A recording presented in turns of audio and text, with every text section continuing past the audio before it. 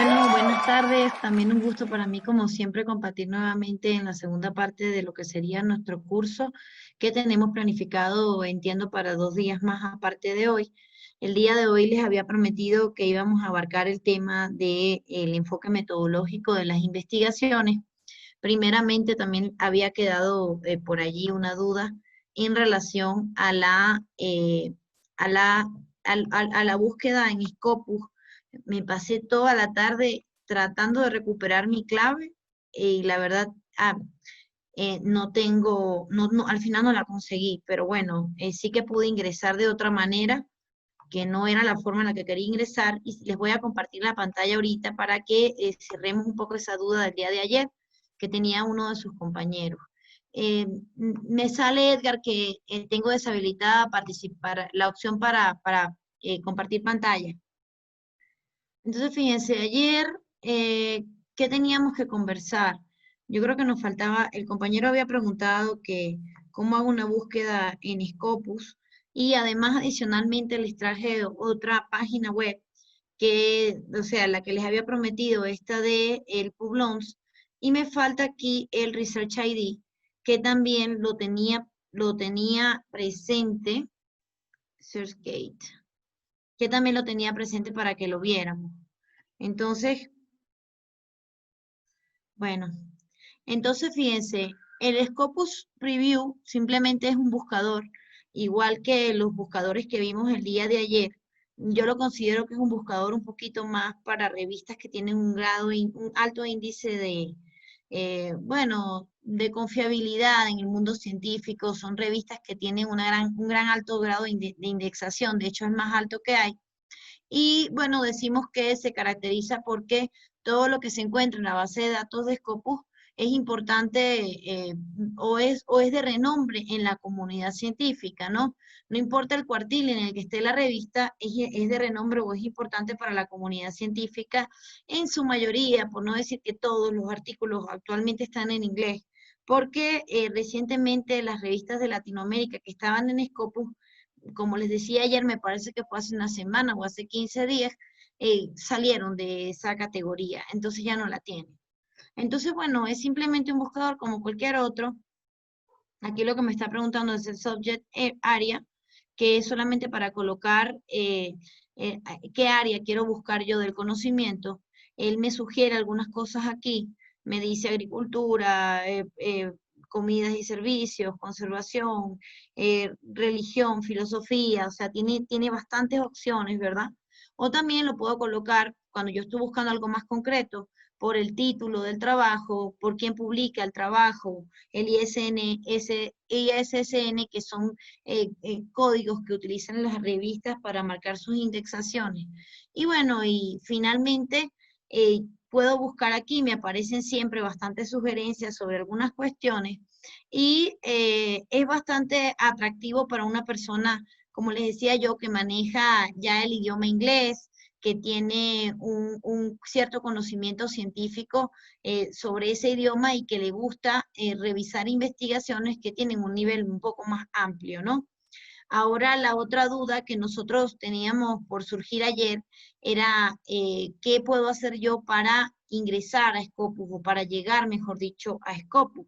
Y lo que puedo hacer, yo les decía ayer, era crearme primero que nada un ORCID, ¿no? Que es un buscador que tiene, por así decirlo, un número determinado, y ese número determinado es de cada investigador. Entonces usted se crea su ORCID, se crea su Google Académico, su perfil en Google Académico, y ya inmediatamente usted tiene un acceso a lo que sería sus publicaciones en la web. Y no es nada más, yo no me creo un ORCID o no me creo un Publons o un ResearchGate para mí, ¿no? Me lo creo también para las personas que me estén mirando como investigador, porque esas personas que me están mirando como investigador se encargan de mirarse también quién soy yo, ¿sí? Entonces, cuando buscamos quién soy yo, pues esto puede generar, como les decía, una serie de parámetros importantes, o yo proyecto una imagen importante ante las personas de la comunidad científica cuando me encuentro fácilmente dentro de de estas páginas web. a ver, para acceder a ellas no necesitas un requisito mínimo, no es que tienes que ya ser un investigador determinado para acceder a ellas, simplemente se caracterizan porque usted se crea su perfil, es como tener una red social, como tener un Instagram, como tener un Facebook, pero es una red social en el ámbito académico, ¿sí? Al lado del ORCID y al lado del ORCID veíamos también el Publons. El Publons también tiene una cierta indexación, ¿verdad? Yo esta página no la tengo tan actualizada, fíjense que no son tantos los artículos que tengo subidos a esta página, porque es reciente. Nosotros antes hablábamos de ResearchGate y ResearchGate se muda a Pullons, entonces tenemos ahora prácticamente los que tenemos perfiles relativamente nuevos que copiar o pasar la información de una a la otra, y en eso yo me encuentro todavía, ¿no? Entonces, simplemente son formas de darse a conocer, es la forma de llegar al famoso Scopus.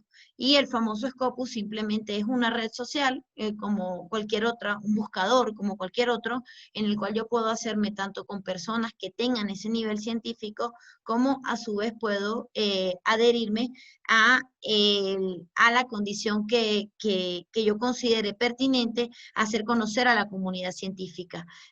Cuando una revista está en Scopus o cuando yo quiero mirar si una revista está en Scopus, yo simplemente accedo a la página web y la busco de esa manera, o sea, coloco el nombre de la revista allí y veo si está o no está allí y además me indica en qué cuartil o en qué condiciones se encuentra. Entonces eso también me sirve a mí como investigador para hacer ver esa realidad, ¿no? Para verificar si efectivamente a mí me conviene solicitar escribir allí, ¿no? Porque una cosa es que yo quiera escribir allí y otra cosa es que ellos me tengan en cuenta, porque normalmente las revistas de Scopus son pagas y cuando no son pagas, no porque tú pagues es que te van a aceptar el artículo, eso no tiene nada que ver. A veces pagas solo para que te lo revisen y te digan que no. Pero como yo les decía a mis alumnos del otro curso, yo les decía, bueno, que es que no pasa nada, a todos nos ha pasado que nos han rechazado un artículo o que estamos aprendiendo todavía a escribir y que no tenemos las mismas condiciones que podríamos tener más adelante, ¿no? Es una cuestión que no es para decaerse, no es para sentirse menos ni nada por el estilo, simplemente son cosas que se presentan y es una cuestión a veces hasta de la materia que yo quiero escribir, que de repente no es la misma materia de la revista, o la revista ya no quiere tocar ese tema porque se ha convertido en un tema sensible para ellos, o de repente la revista tiene una lista de espera muy larga y entonces me dicen, bueno, le podemos publicar pero en un año, o bueno, no le podemos publicar hasta que pase un año, o sea, es una cuestión no de ganar o de perder, sino de siempre aprender, ¿no? Siempre de tener una experiencia. Entonces, yo les decía ayer, bueno, de repente no deberíamos empezar por Scopus, nadie empieza por Scopus, todos empezamos por revistas más sencillas, revistas que tienen una indexación un poco más baja, un Latindex, un Cielo, que sea un poco más baja, pero que siga teniendo un cierto nivel científico. Y antes de pensar en la revista, pues tenemos que aprender a escribir, porque de nada sirve que yo piense en publicar si no sé cómo se escribe un artículo, ¿no? No tiene ningún sentido eso. Tengo que aprender a escribir primero. Entonces, eh, todo tiene un proceso y todo es ir paso a paso. Eso es más o menos lo que conversábamos ayer. Hoy vamos a ver, en cambio, la importancia de mantener el diseño teórico y metodológico dentro de la investigación. ¿Por qué? Porque a veces puede presentarse que estemos en presencia de una circunstancia en la cual nosotros no sabemos cómo desarrollar esa investigación. Y para desarrollar esa investigación, precisamente, tenemos que aprender a hacerlo según el orden que corresponde, ¿no? Entonces, a ver, voy a permitirme compartir la pantalla en lo que quedaba de las diapositivas. Sé que les envié los libros y no les envié las diapositivas. Les explico por qué. No les envié las diapositivas porque es que yo esto lo cambio cada día, porque de repente conversamos algunas cosas y a mí me parece importante adherirle cosas a las diapositivas y me gustaría enviarles un documento más definitivo y no estarles enviando cada rato la misma presentación con 2 o 3 diapositivas más, ¿no? Entonces vamos a esperarnos hasta que ya tengamos estructurado más o menos lo que nos queda de curso para yo reenviarles el material. O bueno, ese material, porque los libros sí que se los envié. O sea, todos los que me permitió enviarle la computadora se los envié, ¿ya? Entonces, bueno, ¿en qué quedamos ayer? ¿Quién se acuerda en qué quedamos ayer? Ayer hablamos de algunas cosas, ¿no? ¿Cuáles consideran ustedes que fueron las más importantes? ¿Quién me dice? A ver. Doctora, yo quería Buenas tardes, dígame. comentar algo Sí, sobre el tema cuando se formulan los objetivos, que sí, usted dígame. comentaba de que debíamos hacer uso de la taxonomía de Bloom para establecer los niveles jerárquicos de los objetivos. Yo Sí. quería hacerle una consulta porque también pude ver que en otros autores hablan de los niveles de Ah, investigación y que para formular objetivos depende también de qué nivel estemos, si estamos en nivel exploratorio, descriptivo, correlacional, explicativo. Entonces, yo pregunto si es aceptable el utilizar los dos criterios, o sea, cuando depende de cómo uno se puede ajustar, si va a utilizar objetivos enfocados en esa forma, ¿no? En el nivel de investigación y también lo puede usar en la forma que usted lo mencionaba. sí. Estoy leyendo sus mensajes también, más allá de lo que me dice el ingeniero Pedro, estoy leyendo sus mensajes, hablamos de objetivos, hablamos de variables, pero es aceptable la duda del compañero. Fíjense, eh, primero que nada, nosotros estamos en un curso de artículos científicos. Yo les decía ayer, en la estructura del artículo científico no se contempla que hablemos no se contempla que hablemos de objetivos, ¿no? Yo les digo, yo particularmente siempre construyo objetivos porque es mi idea o es mi forma de trabajar para no dejar de guiarme dentro de lo que es la investigación. Cuando yo voy escribiendo, yo les decía ayer, nosotros empezamos a buscar cosas y en el mundo que vivimos hay muchas, ¿no? Hay demasiada información. Entonces esa cantidad de información a la vez es buena y a la vez es mala. Es buena porque me permite encontrar siempre algo nuevo sobre ese objeto de estudio, pero es mala porque de repente es demasiada la información disponible. Entonces, para yo no perder el norte de lo que va a ser mi investigación, yo me planteo unos objetivos, ya sea a nivel interno o a nivel externo. A nivel interno significa para mí, nadie dentro de la comunidad científica va a saber que yo elaboré objetivos para hacer mi investigación. ¿Por qué? Porque puede ser que no esté dentro de la estructura de la revista. Acuérdense que el investigador siempre es ajeno a la revista. La revista se maneja por parámetros concretos, se maneja por parámetros que ellos mismos te establecen. Entonces las personas de la revista te colocan así como un contrato de adhesión. En el derecho un contrato de adhesión significa que a mí me ponen todas las cláusulas y yo lo que hago es firmar. Sí, bueno, estoy de acuerdo. Entonces, eso mismo pasa con las revistas. Con las revistas estamos firmando un contrato de adhesión. Tenemos condiciones que simplemente tenemos que aceptar si queremos formar parte de esa revista. Eso por una primera parte. Es muy probable, hay revistas que sí, pero es muy probable que no me pidan objetivos dentro del establecimiento de un artículo científico, pero yo los establezco. Ahora, lo que usted me está diciendo tiene relación con el alcance de la investigación. Claro, tiene que influir. ¿Por qué? Porque, a ver, yo no puedo decir que voy a descubrir el agua tibia, por ejemplo, si de repente voy a hacer una investigación exploratoria. Porque una investigación exploratoria es una investigación sencilla, que no tiene condiciones muy concretas y en el cual yo no voy realmente a descubrir nada, porque una investigación exploratoria es solamente para ver cómo está la realidad, el objeto de estudio. O sea, es una investigación muy generalizada sobre el tema. Entonces, entonces, el alcance influye mucho en los objetivos, pero los objetivos, o yo les planteé los objetivos para que ustedes los manejaran más que todo a nivel de investigación, a nivel de investigador, para que ustedes como investigadores supieran hasta dónde voy a llegar. O sea, yo les decía ayer, a mí me pasó con mi tesis doctoral, yo empecé a investigar cosas, me planteé de repente una investigación muy amplia y de repente yo llegó un momento que no sabía ni lo que me faltaba, ni lo que tenía, más el estrés, las condiciones en las que uno siempre realiza un estudio como ese, que es tan importante. Ya, entonces, sí, entonces sigo aquí.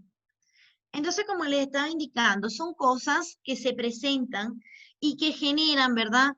Condiciones, ¿verdad? Importantes que analizar dentro de la investigación.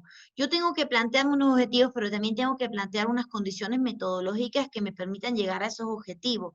Y plantear esas condiciones metodológicas significa que yo tengo que manejar, aunque sea relativamente bien, el tema de la metodología, ¿sí? Entonces, ¿cómo funciona esto? Fíjense, tendríamos que hablar de los enfoques o las modalidades de la investigación. Doctora, Entonces, una consultita antes de que avance, porque me quedó una duda justamente cuando usted hablaba. Yo tengo o tenía el concepto de investigación exploratoria justamente como el que usted señala, que es una aproximación a un fenómeno nuevo o que no ha sido estudiado o que ha sido estudiado muy poco. Pero en algún momento, leyendo o escuchando a alguien, conversamos o tenía otro criterio de que la investigación exploratoria es justamente para estudiar fenómenos desconocidos, como por ejemplo las nanopartículas, como por ejemplo cosas que nosotros no tenemos todavía conocimiento de ellas, que esa es la concepción de investigación exploratoria, donde no podemos formular hipótesis, no podemos formular más que como una simple curiosidad, pero el enfoque que yo tenía anteriormente era el como que usted dice, cuando yo hago una investigación exploratoria, es una investigación superficial sobre un tema que yo quiero aproximarme a él, a conocerlo recién en primera instancia. Ese era el criterio que yo tenía de investigación exploratoria, de explorar, ¿no? Sí, lo que pasa es, ingeniero Pedro, lo que pasa es que cuando estamos en presencia, ¿cómo te explico? A ver, modernamente, antes pensábamos que la investigación cuantitativa y la investigación cualitativa eran antítesis, es decir, que eran dos cosas que veíamos lejanamente, o sea, o nos enfocábamos en un tipo de investigación o nos enfocábamos en la otra, pero una era parte de la otra, no podíamos mezclarla. Actualmente decimos que existe una tendencia en la cual podemos hacer una investigación mixta, podemos hacer una investigación cual y cuantitativa o podemos hacer una investigación cuanti cualitativa. Entonces, puede ser que mi objetivo final no sea realizar un experimento, ni llevarme a un análisis de variables, ni adentrarme completamente en una investigación cuantitativa. Puede ser que mi objetivo final sea estudiar relativamente algunos datos de un determinado grupo para hacer un análisis cualitativo de ese grupo. Es decir, yo voy a ver cuántas personas hay aquí, en qué condiciones se manifestó tal fenómeno, porque lo que yo quiero es hablar de algo más cualitativo, de algo que no tiene tanto que ver con números. Entonces, cuando yo hago ese tipo de investigaciones, yo digo, voy a tener un alcance o voy a hacer una investigación que tenga un alcance en un primer momento exploratorio. ¿Por qué? Porque realmente no es mi finalidad llegar a la determinación de un experimento, a manipular una variable, no quiero llegar a algo tan complejo, sino que me quiero servir de esos datos porque mi interés es otro. De repente yo quiero saber cuántas niñas hay estudiando en una determinada escuela, pero mi interés es preguntarle a esas niñas en una entrevista alguna cosa, entonces hago una exploración muy sencilla y digo, bueno, y 24, cojo ese dato, se acabó, pero estoy utilizando un número.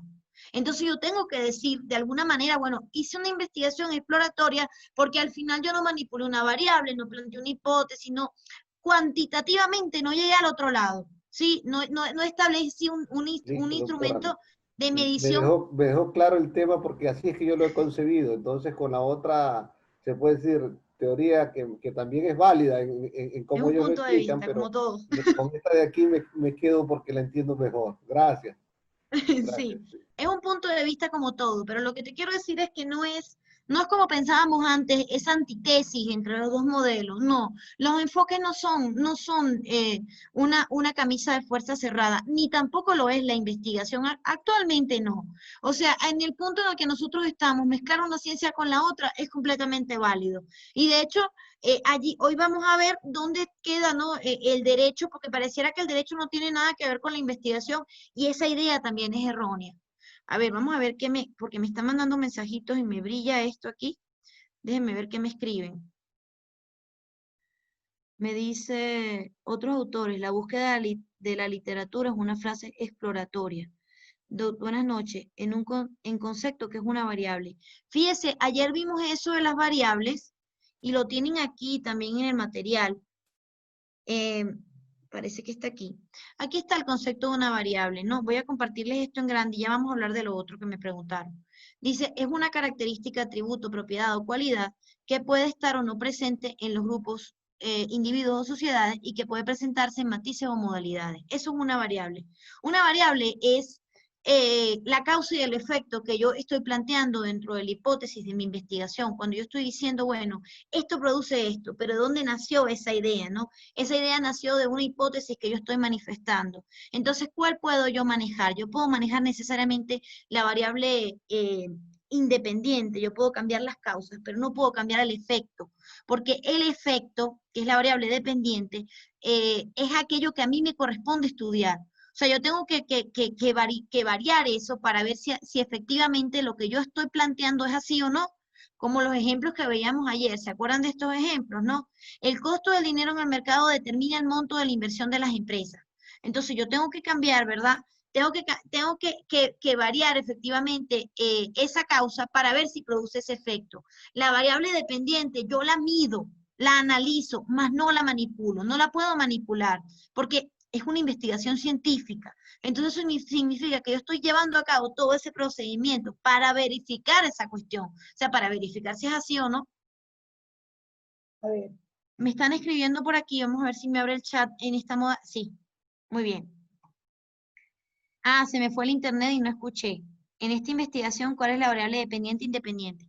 Ayer hablábamos sobre ese ejemplo que usted colocó y fíjese, primeramente no está planteado, bueno, para los que no me siguen, no me están siguiendo, estoy conversando con uno de sus compañeros que me está escribiendo por el chat y planteaba ese ejemplo de el tratamiento fiscal y contable de las NIF y los factores que afectan en la aplicación de impuestos sobre los beneficios. Ayer estábamos hablando que cuando nosotros hablamos de una hipótesis, tenemos que hacer un planteamiento que tenga variable dependiente y variable independiente, es decir, que una determinada causa efectivamente genere un efecto. Y tal y como está planteado ese tema, en este momento, como usted lo planteó ayer y como lo está planteando hoy, no cumple con la condición para poder verlo como una hipótesis. Tendría usted que decirme efectivamente qué es lo que, los factores que afectan en la aplicación de impuestos sobre los beneficios en las empresas no financieras que cotizan en la Bolsa de Valores de Ecuador. Entonces, para nosotros plantear una variable o plantear una hipótesis que tenga dos variables, tendríamos que dejarle muy claro a la persona que está leyendo esa investigación cuál es la causa y cuál es el efecto. ¿Sí? En el caso de usted, yo voy a presumir, como lo presumí ayer, que el tratamiento contable y fiscal, ¿verdad? Es un factor que afecta en la aplicación de impuestos sobre los beneficios. Eso es lo que yo voy a presumir.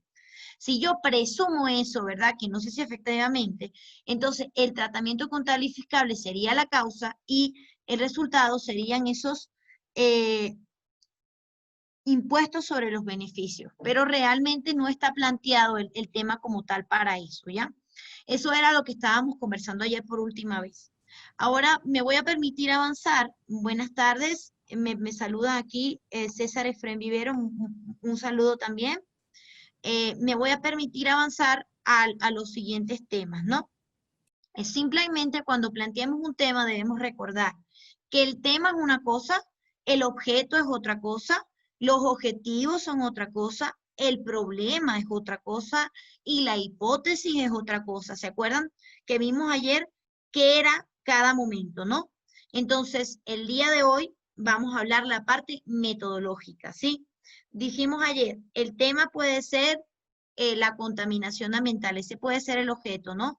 Pero el problema yo tengo que explicar al investigador en qué sentido voy a hablar de la contaminación ambiental.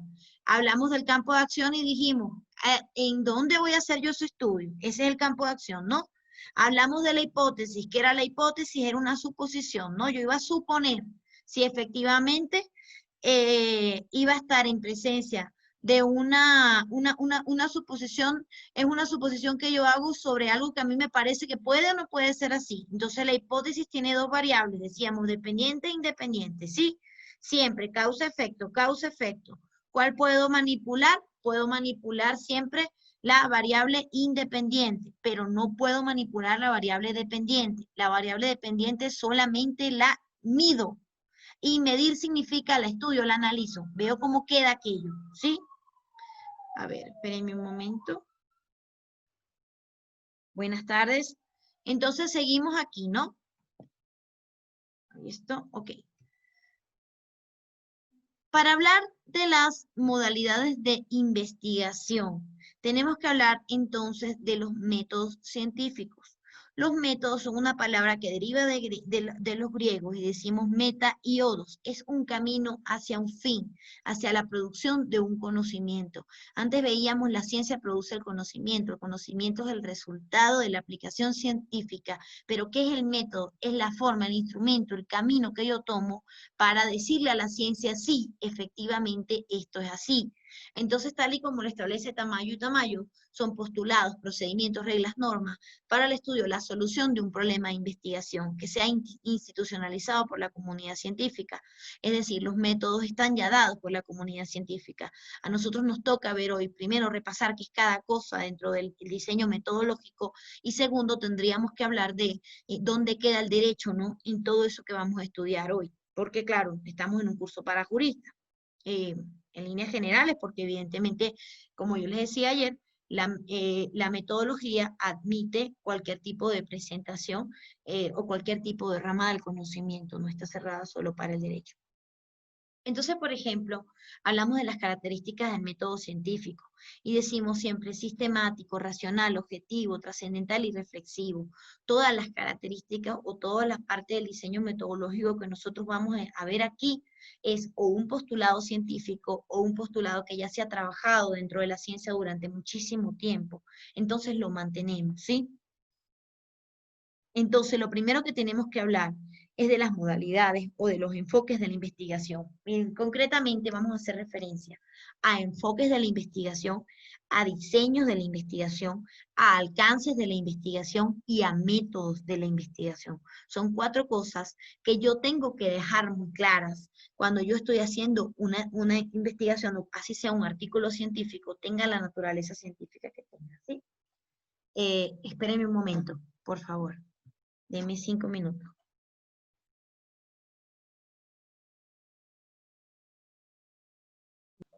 Bueno, entonces cuando hacemos referencia a los enfoques o a las modalidades de investigación, decimos que los enfoques y las modalidades de investigación son 2, ¿no?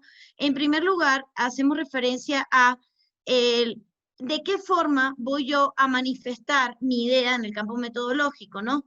Decimos en un primer lugar que hay un enfoque cuantitativo y en un segundo lugar que hay un enfoque cualitativo, ¿no? Nosotros hablábamos inicialmente y cuando hablábamos inicialmente y cuando hacíamos referencia a la parte inicial decíamos que los enfoques de la investigación son importantes para yo hacer ver o hacer conocer hasta dónde pienso llegar, ¿no? Como investigador. Entonces, en el ámbito cuantitativo, decimos que el enfoque cuantitativo me permite a mí determinar hasta qué punto, desde el punto de vista numérico, voy a llegar como investigador, y el enfoque cualitativo hace referencia a una descripción de fenómenos importantes. Entonces, yo les pregunto, ¿no? Si nosotros nos preguntamos dónde está el derecho, diríamos que tendríamos que revisar la doctrina sobre las metodologías en las cuales se implementa o las cuales se puede implementar el derecho. Yo he leído varios títulos sobre este tema. Vemos, por ejemplo, primero, iniciando que el derecho es una ciencia social. Tendríamos que decir, es una ciencia social que se basa en preceptos de investigación, y es una ciencia social, por ejemplo, que viene determinada a través de unos determinados preceptos, ¿no? Entonces, siendo una ciencia social, ¿estará en el enfoque cuantitativo o en el enfoque cualitativo de la investigación? Bueno, realmente, como yo le decía al compañero, la respuesta no es cerrada. Y la respuesta no es cerrada porque, tal y como le informaba el compañero, yo le indicaba que actualmente hablamos de modelos mixtos de investigación, es decir, estando en el nivel cuantitativo del conocimiento o estando en el nivel cualitativo del conocimiento, de todas formas podría yo mezclar un poco estas ideas. Entonces, ¿a dónde me refiero yo?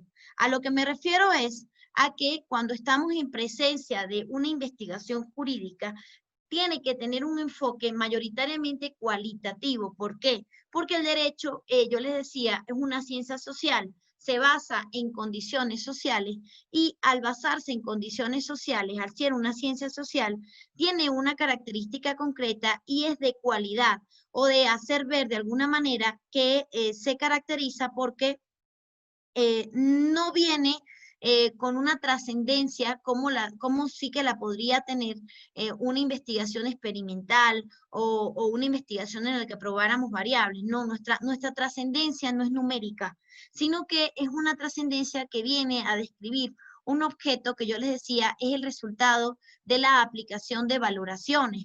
Es un objeto que es el resultado de una aplicación de valoraciones o una aplicación de instrumentos descriptivos del conocimiento.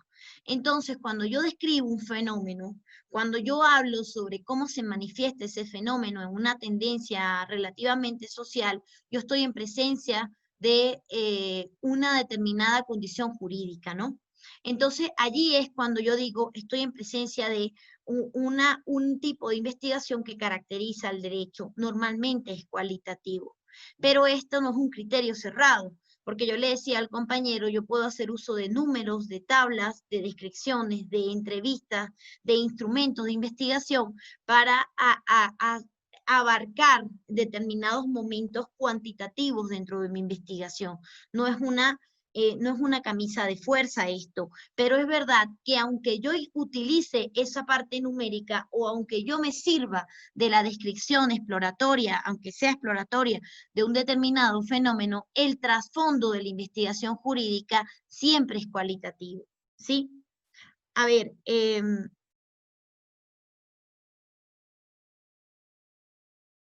me dicen, las ciencias sociales son muy amplias, cualquier enfoque es válido, incluso el mixto. Me dicen, exactamente, sí.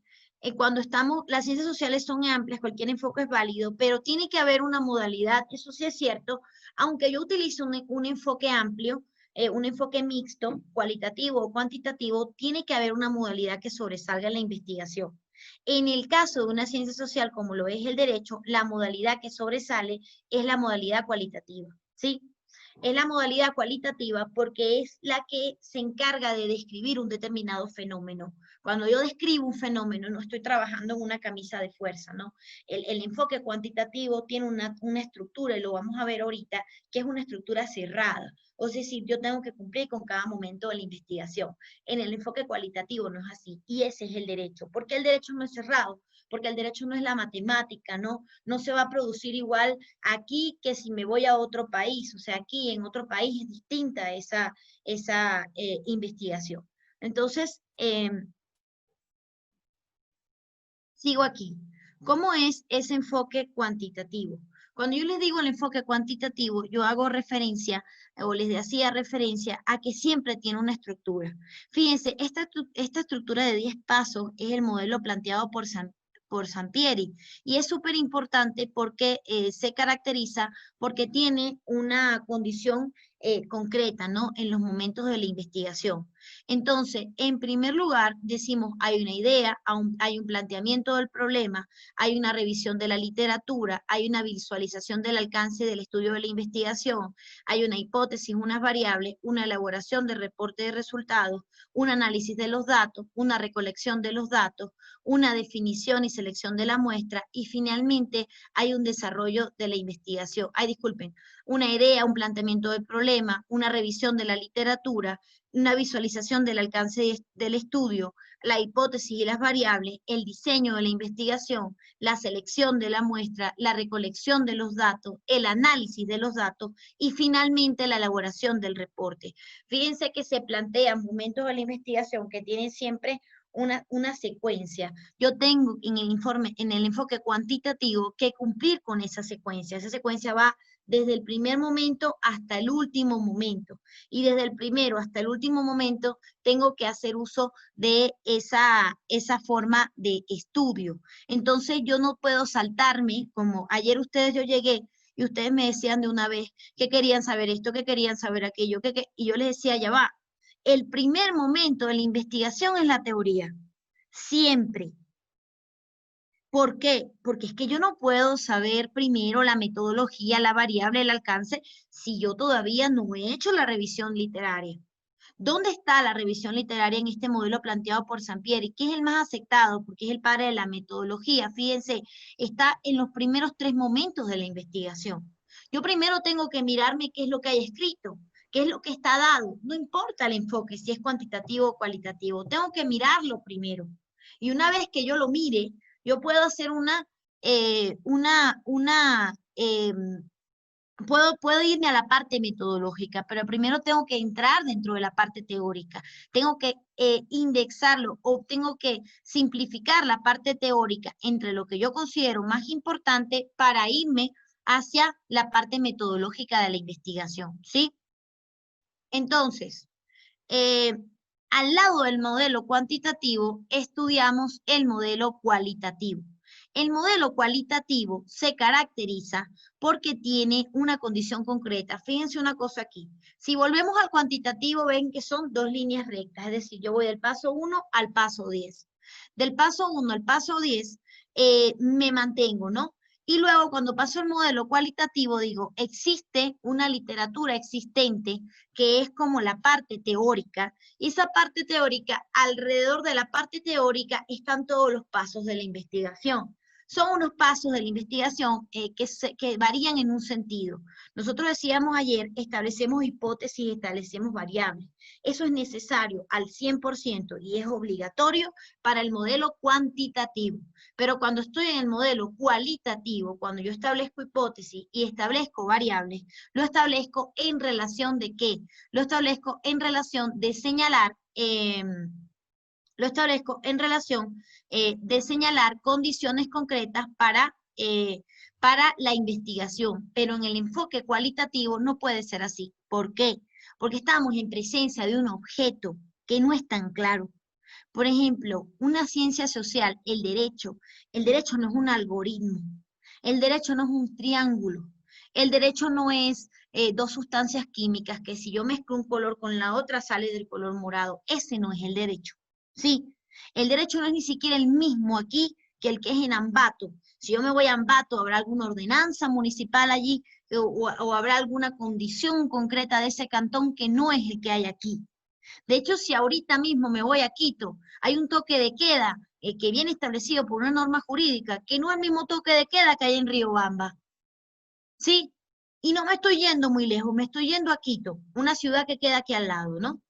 Entonces, eso es lo que pasa con el mundo jurídico. El mundo jurídico se caracteriza porque tiene condiciones concretas y esas condiciones concretas no pueden materializarse o establecerse en una fórmula, no es 3×2, ni 5×3, ni 4×20, es igual a tanto. El derecho no funciona así.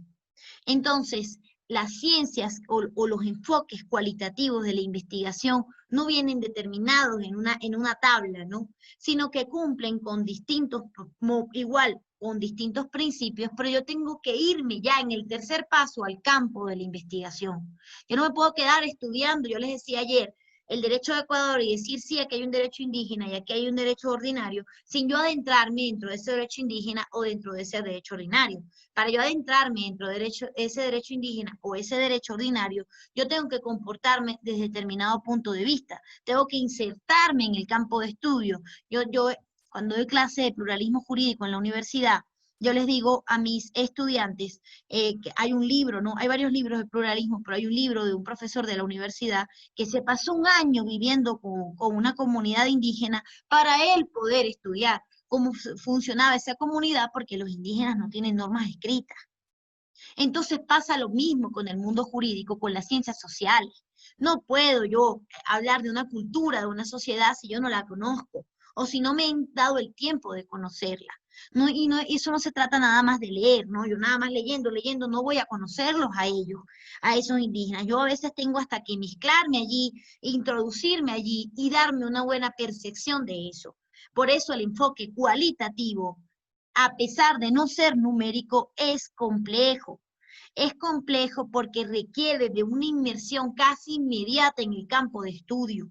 Y cuando yo me inmerso en ese campo de estudio, yo no voy a sacar una variable que me va a decir que todos los indígenas se comportan de una determinada manera. No, yo tengo que hacer uso de otros alcances o de otros diseños o de otros métodos de la investigación aceptados científicamente que me permitan describir hasta un poco subjetivamente ese fenómeno. ¿Sí? Vamos a ver, que me están escribiendo cosas. Son necesarias las hipótesis en la investigación con el enfoque cualitativo. Se los coloqué aquí. Les coloqué aquí, fíjense, en el modelo de Sampieri, las hipótesis y las variables están aquí a un ladito, ¿sí?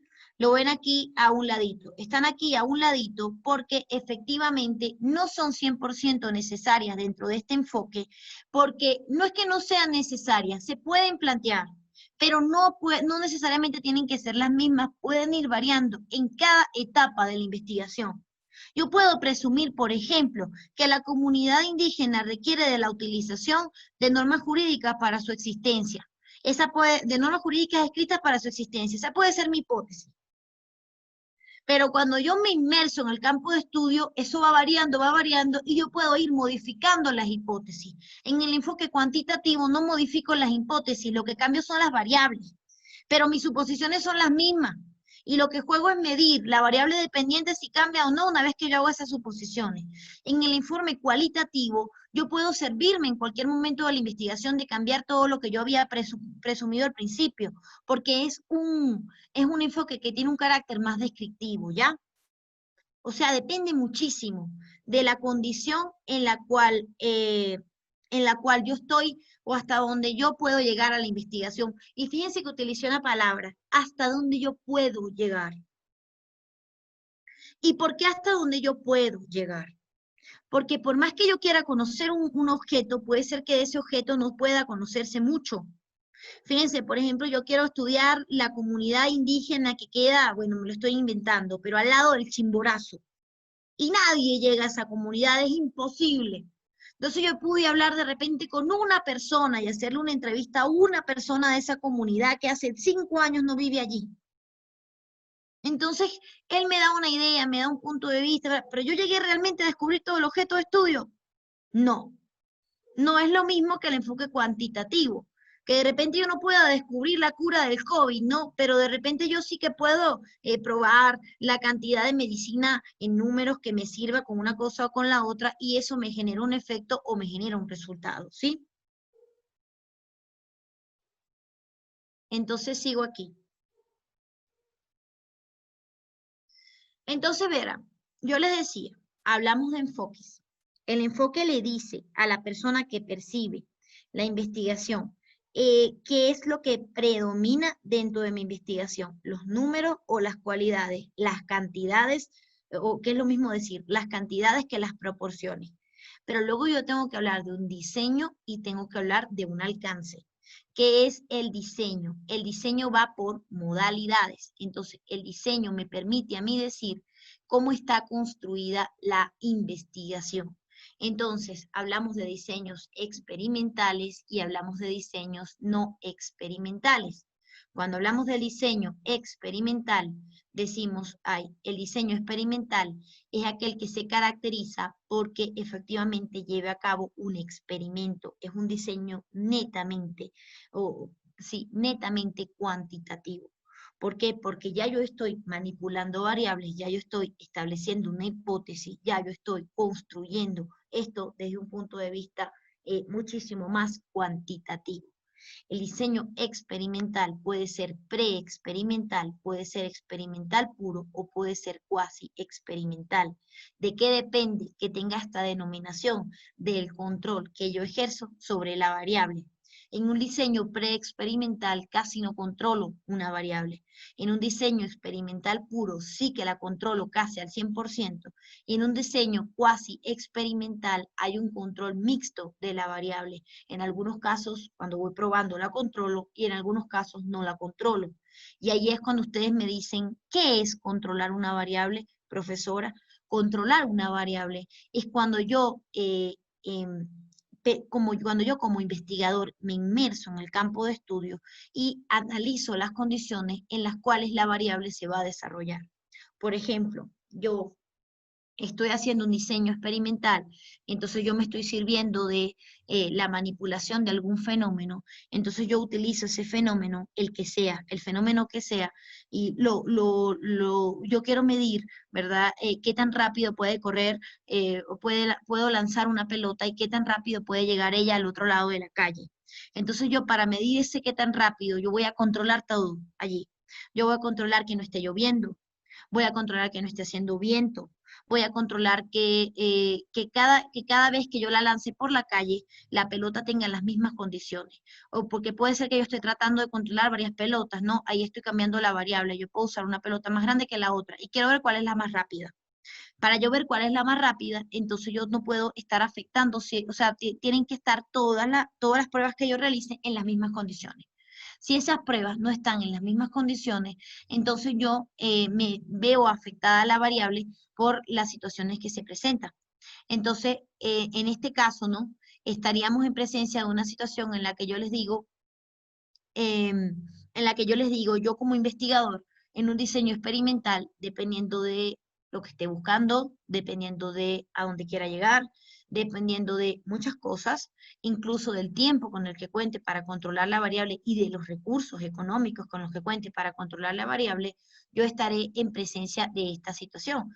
Entonces, ¿qué digo? Voy a colocar, voy a evitar que esté lloviendo ese día, voy a colocarlas a todas en el sol, voy a colocarlas a todas en la misma superficie para yo evaluar qué tan rápido corre esa pelota, ¿sí?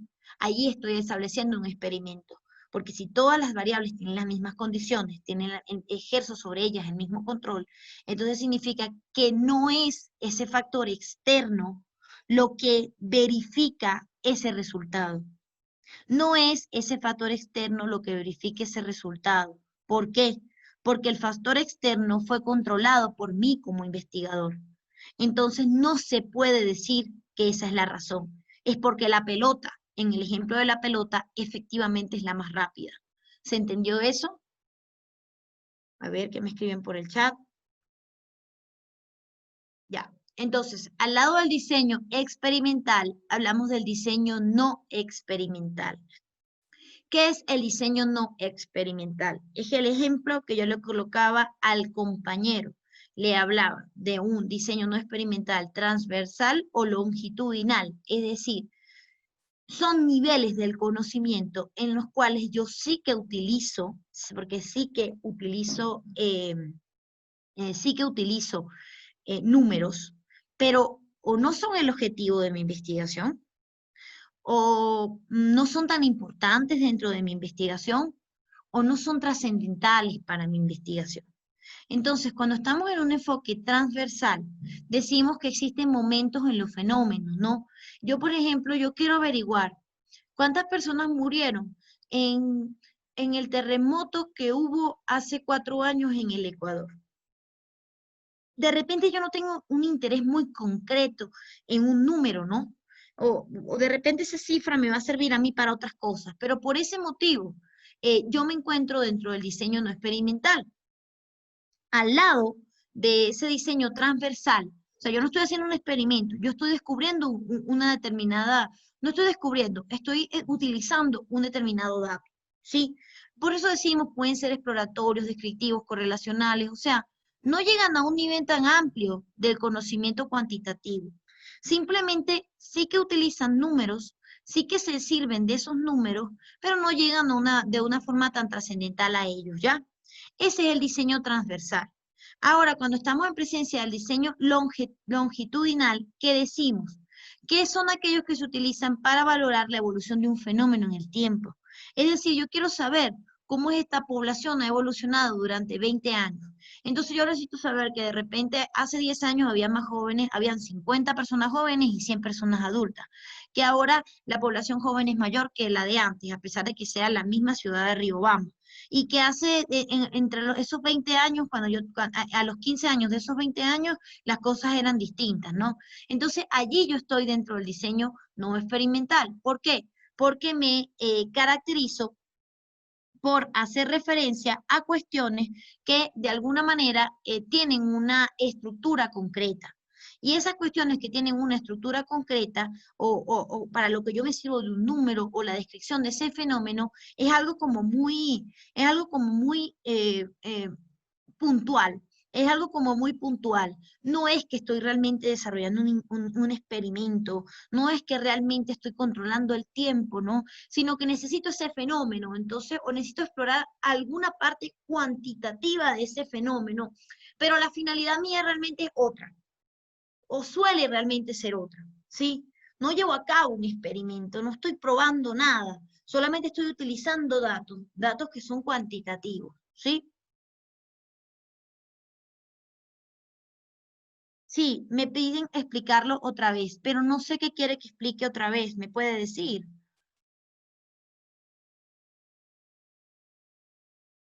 Ya. Entonces, bueno, a eso quiero llegar. Cuando el diseño es experimental, yo manipulo variables y manipulo también el control sobre las variables. Dependiendo del control que ejerza sobre la variable, estoy en un nivel preexperimental, cuasi experimental o experimental puro.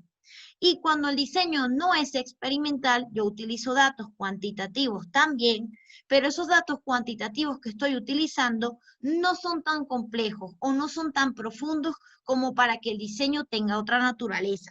Es decir, yo le voy a plantear al investigador una cosa muy sencilla de nivel cuantitativo. Esa cosa muy sencilla a nivel cuantitativo puede ser transversal o puede ser longitudinal. Es transversal hasta el punto en el que yo estoy explorando, describiendo, relacionando, y es longitudinal hasta el punto en el cual yo estoy hablando de tendencias, de cambios que ha tenido en el tiempo una determinada realidad, etcétera. Entonces yo me sirvo de números. Por ejemplo, en el nivel transversal yo voy a hablar sobre un momento, un fenómeno del tiempo. El 17 de octubre de 1987 hubo un terremoto, murieron tantas personas. Es un momento, un fenómeno concreto que me generó a mí de repente un efecto en mi investigación o que yo tenía que hacer uso de ese dato concreto, pero es una cuestión meramente descriptiva y exploratoria. En el nivel longitudinal, por ejemplo, yo voy a analizar cuántos terremotos han habido durante 10 años en Ecuador y esos terremotos han dado tantos muertos. Entonces, es un mismo fenómeno que se presenta cada 5 años. Tanto, tanto, tanto, yo voy cuantificando esos números, pero es una cosa muy sencilla, ¿sí? ¿Me entendieron eso? No lleva a un control de la variable, no estoy pendiente del tiempo, del clima, no estoy pendiente de que los objetos sean los mismos o de los objetos cómo puedan variar para analizar si efectivamente se cumple con mi hipótesis o no. ¿Sí? Simplemente no estoy jugando con la hipótesis y no utilizo modelos en relación a ese juego tampoco, porque no hay control de la variable, no hay ese tipo de condición. Yo lo que estoy es utilizando prácticamente un número para buscar un efecto o para ver qué efecto tuvo ese número, ¿sí? Ese dato me va a servir a mí para algo dentro de mi investigación y ya les voy a explicar concretamente para qué me puede servir. ¿Entendieron eso?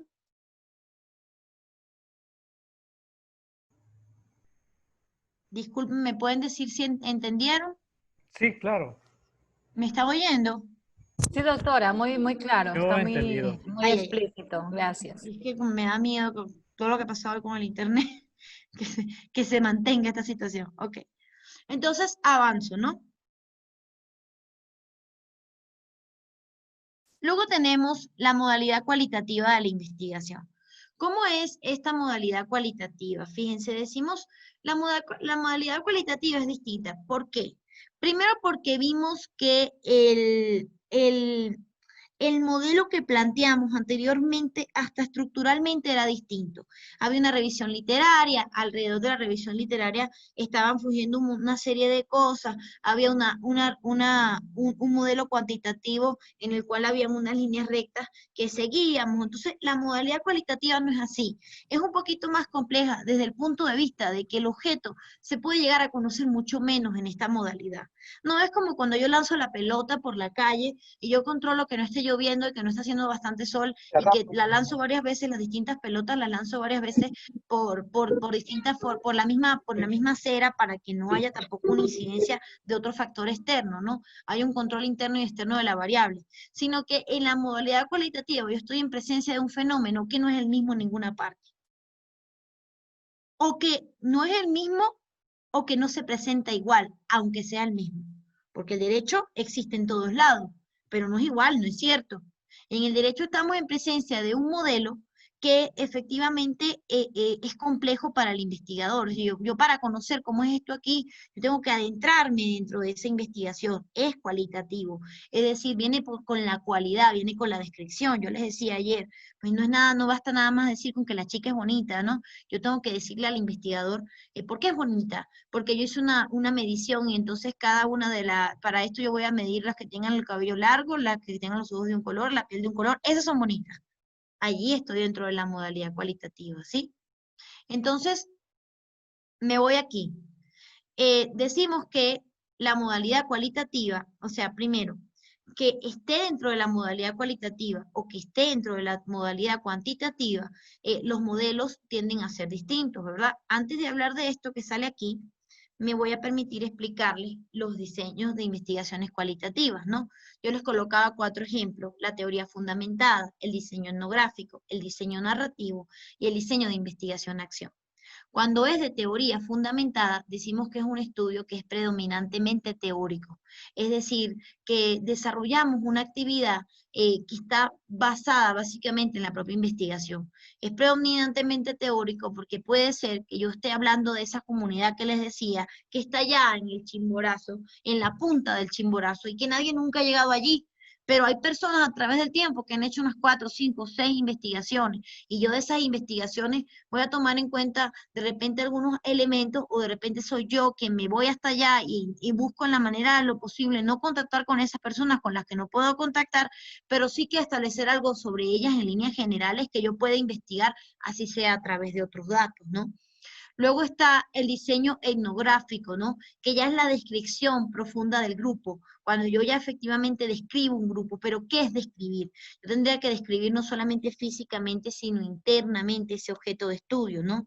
Y al lado del diseño etnográfico y el diseño de teoría fundamentada, hablaríamos del diseño narrativo. Las narraciones también son válidas dentro de los diseños cualitativos, porque la narración me permite a mí recoger datos sobre una historia de vida, ¿no? Que también es importante. Imagínense que lo que yo quiero hacer es un estudio sobre los chamanes, o sobre los chamanes más importantes que ha tenido Ecuador.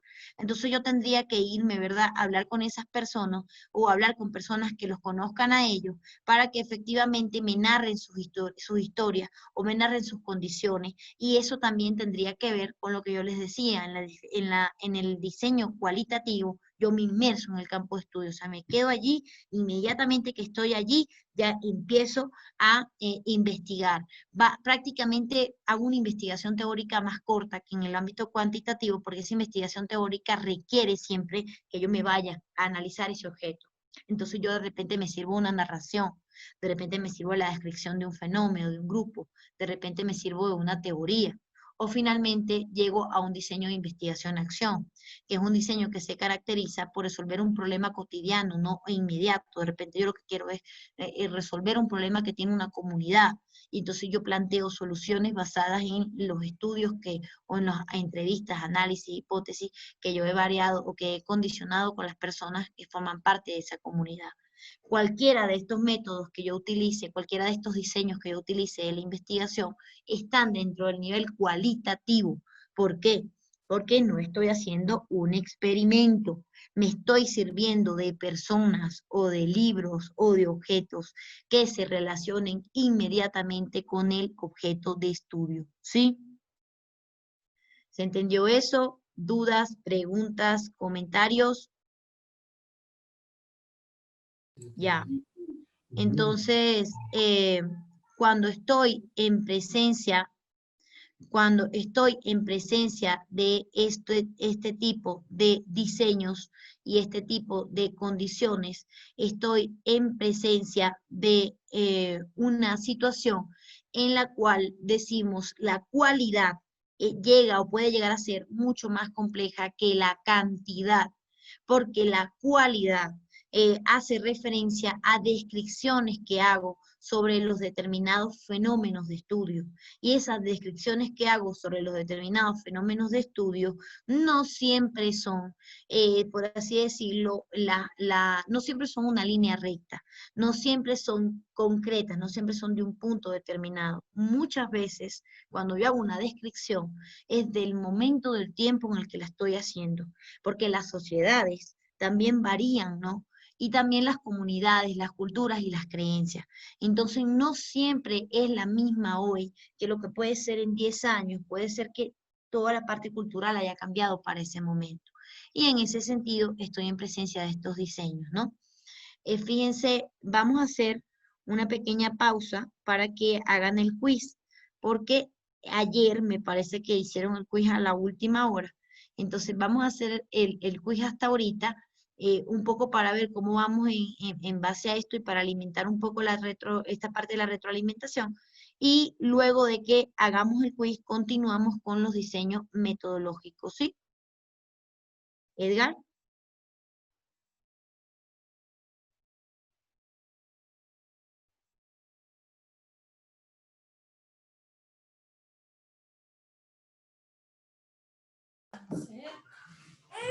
No sé si está ya disponible o en unos minutos.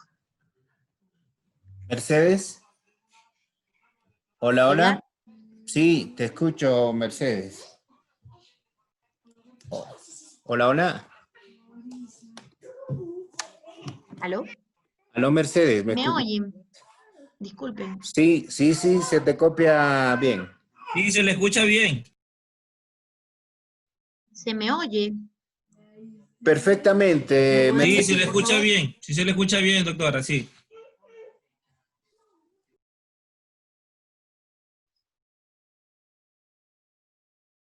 Ya.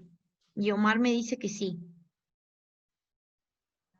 Te Bueno, no escuchamos sé bien. si Edgar estará ya listo el quiz o sigo. En unos Sigue, por minutos favor. ya va a estar listo. Sigue, por favor.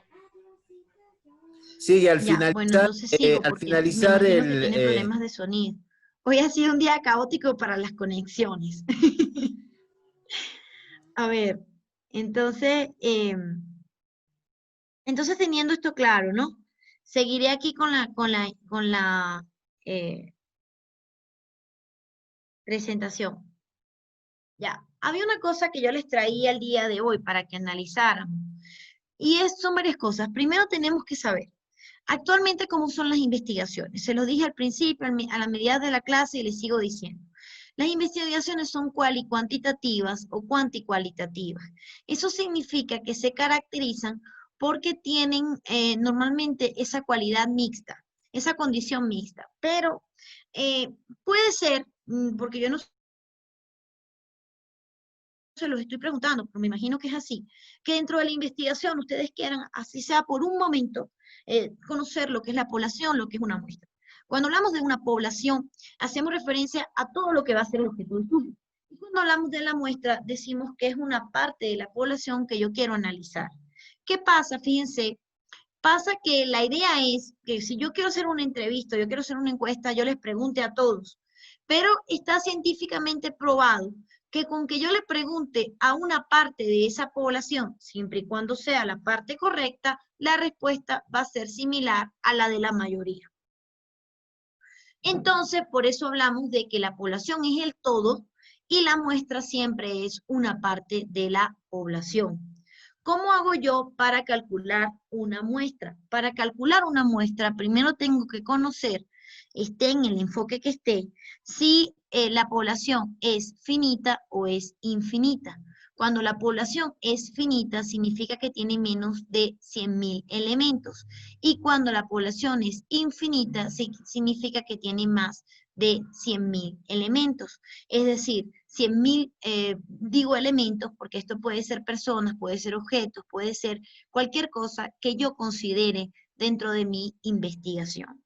Entonces, para calcular la muestra, hago uso de una determinada fórmula, ¿no? Es una fórmula que está científicamente probada.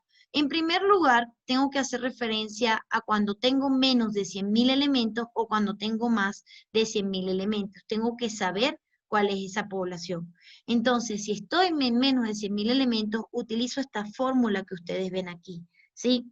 Esta fórmula simplemente es un cálculo matemático que yo voy a utilizar para saber qué cantidad o qué proporción de esa población me sirve a mí para mi estudio, ¿no?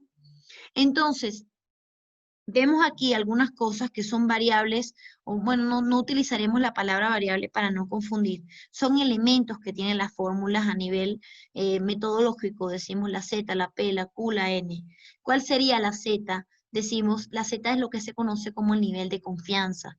El nivel de confianza, ustedes se lo pueden descargar, o está también en los libros que les envié hoy, es aquel punto o aquel porcentaje de confianza que va a tener la investigación, ¿no? Con el que yo estoy trabajando.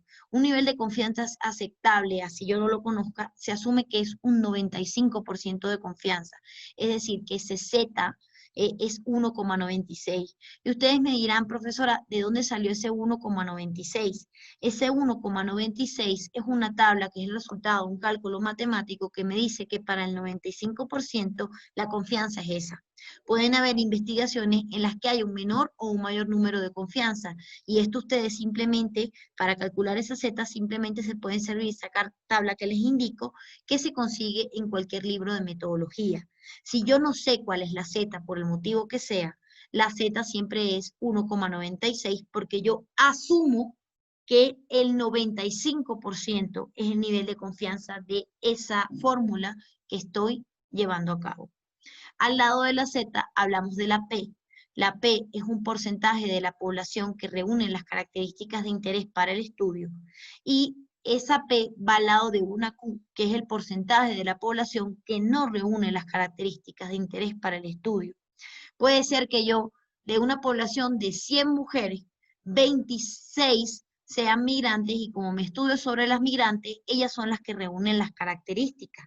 Ella sería la población, la parte de la población que es P, y Q sería el restante de la población que no es migrante y que efectivamente pues forma parte de la población de mujeres, pero no reúne al 100% de las características que yo estoy buscando.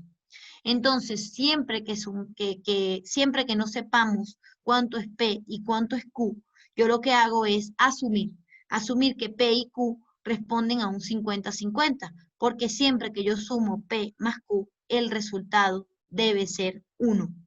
Entonces yo asumo que P vale 0,5 y que Q también vale 0,5 cuando no conozco el resultado, cuando no conozco estas medidas que normalmente me las dan. Bueno, se los coloqué ahí abajo. Cuando no se conocen estas proporciones, se asume que el supuesto de máxima variabilidad estadística es que P igual a Q sea de 50%. Entonces ya hablamos de Z, ya hablamos de P, ya hablamos de Q. Nos falta hablar de E. E es el grado de error. El grado de error dentro de una fórmula y dentro de una investigación no puede ser mayor al 10%. Entonces, si yo no conozco el grado de error, yo tengo que asumir un grado de error que no sea mayor al 10%. Y N es el tamaño de la población, que es algo que siempre debo conocer. Yo debo conocer cuál es el tamaño de la población para saber si es finita o si es infinita. Porque si la población es finita, tiene menos de 100.000 elementos. Y cuando es finita, tiene más de 100.000 elementos. ¿Sí? ¿Entendieron eso? A ver.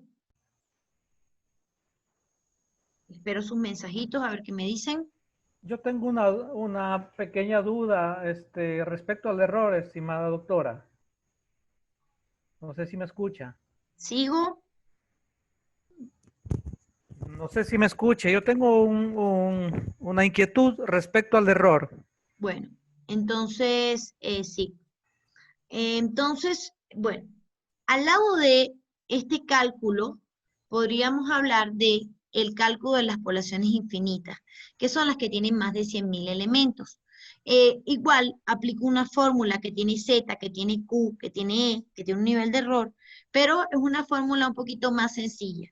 Lo importante es saber siempre qué elementos tiene la población. Si es mayor, si es menor, si tiene más de 100.000 o si tiene menos de 100.000. Si tiene menos de 100.000, se aplicaría la fórmula anterior. Y si tiene más de 100.000 elementos, aplicaríamos esta fórmula. Yo les traía unos ejemplos sobre este tema. Son la copia de un libro que a mí me gusta mucho. Y ya se las voy a compartir. Y dentro de este libro, ¿verdad? Que a mí me gusta mucho, me dice, por ejemplo, me colocan aquí un ejemplo, en el que me dice, se requiere conocer el nivel de satisfacción de los clientes con los servicios del Hotel A. Y se conoce que el año anterior visitaron el hotel un total de 12.175 personas, ¿no? A ver, me están escribiendo.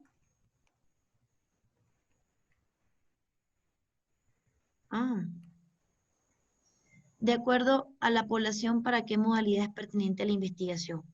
La población la puedo utilizar para la modalidad cualitativa o la modalidad cuantitativa, no importa. Porque acuérdense que ahorita los modelos son mixtos. Entonces yo podría servirme de el cálculo de una muestra para estimar proporciones. ¿Qué proporción de mujeres está de acuerdo con que se modifique una norma jurídica? Es una proporción, ¿verdad? Es un estudio que puede ser cuantitativo, pero también es realmente cualitativo. Porque cuando yo digo proporciones me refiero a la cualidad. Describo una condición concreta de una persona, que es muy subjetiva de esa persona, ¿no? Si yo estoy de acuerdo o no estoy de acuerdo con una norma jurídica, puedo tener las razones, pero sigue siendo una cuestión descriptiva de una persona determinada. Entonces decimos que la muestra solamente es una parte de la población. Y se dice que científicamente está probado que no hace falta que yo les pregunte a todos, aunque debería preguntarles a todos, no hace falta que yo les pregunte a todos para tener la opinión de la mayoría. Solo falta que yo sepa elegir qué proporción o hasta qué o cuántas personas le tengo que preguntar y a quiénes debo preguntarle. Esas dos cosas. Me imagino que esa es la pregunta, Yomar, porque leo aquí un mensaje de César Vivero Quintero. A ver, Pepe Durán Castillo me dice, yo asumo que el error es la diferencia entre nivel de confianza. Ah, no les escucho. A ver. Sí. Doctora, Ahora sí. ahora sí. Ya. A ver, estaba pidiendo la palabra desde hace un momento porque tengo una duda con el error. ¿Cómo Esta duda la tenía yo también. Sí, dígame. que el error es la diferencia del 100% y mi nivel de confianza? No. Al principio, cuando yo estaba estudiando esto, también lo pensaba así. El nivel de confianza es una cosa y el error es otra cosa. El nivel de confianza de la investigación viene determinado por una Z, y ese número Z no es que corresponde a una tabla que nosotros estudiamos en investigación o que analizamos, está en internet, está en los libros que yo les envié, y es una tabla en la cual yo establezco hasta qué punto es confiable o es importante mi investigación. El nivel de error es otra variable completamente distinta, y no me gusta utilizar la palabra variable, voy a decir, es otro elemento completamente distinto, en el cual yo digo hasta qué punto puedo equivocarme, pero el error no puede ser mayor al 10%.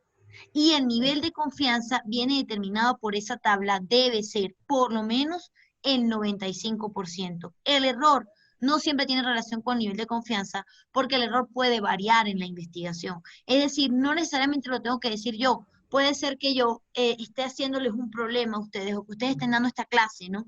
Y ustedes están dando esta clase y ustedes me dicen, el porcentaje de error es de un 3%. Ese 3% no necesariamente tiene que sumarse con el 95% y no necesariamente tiene que darme 10, ni tiene que darme 100. O sea, son dos elementos completamente distintos.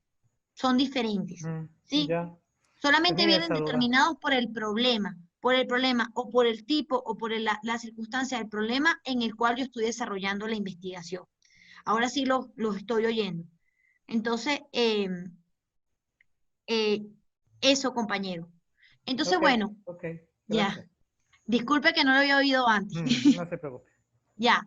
Entonces, bueno, cuando estoy en presencia de esto, yo les decía, a veces en la investigación tengo que asumir cosas, pero son cosas que se asumen científicamente, ¿no?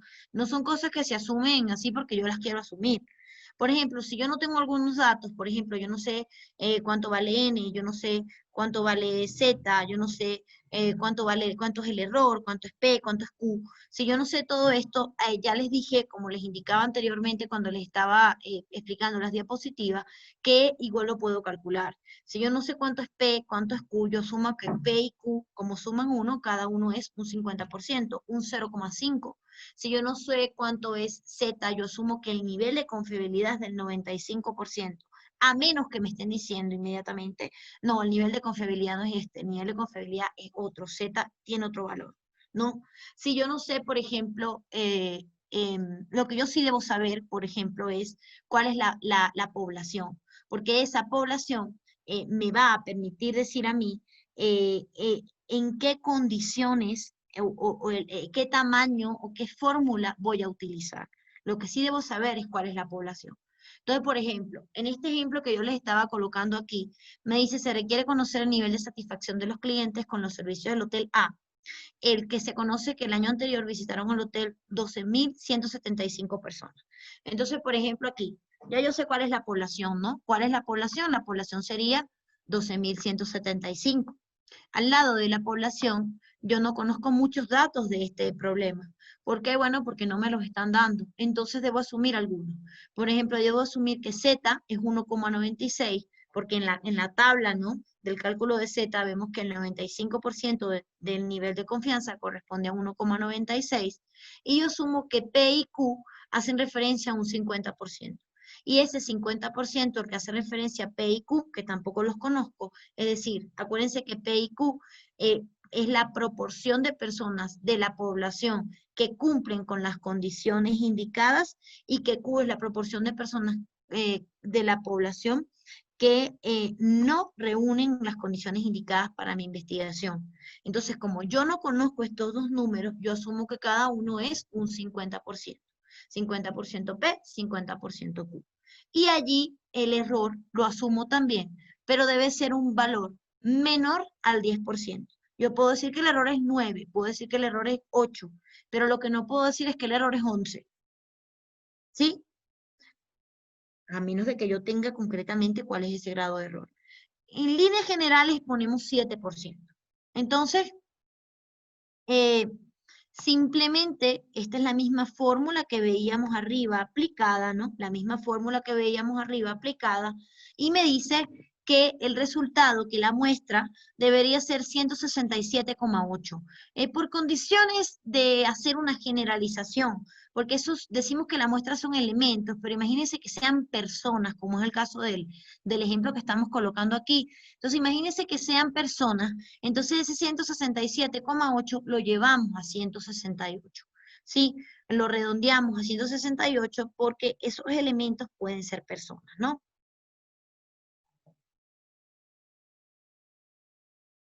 Como yo les coloqué aquí, al final del cálculo del tamaño de la muestra se redondea por exceso, debido a que tienen que ser números enteros, no fracciones.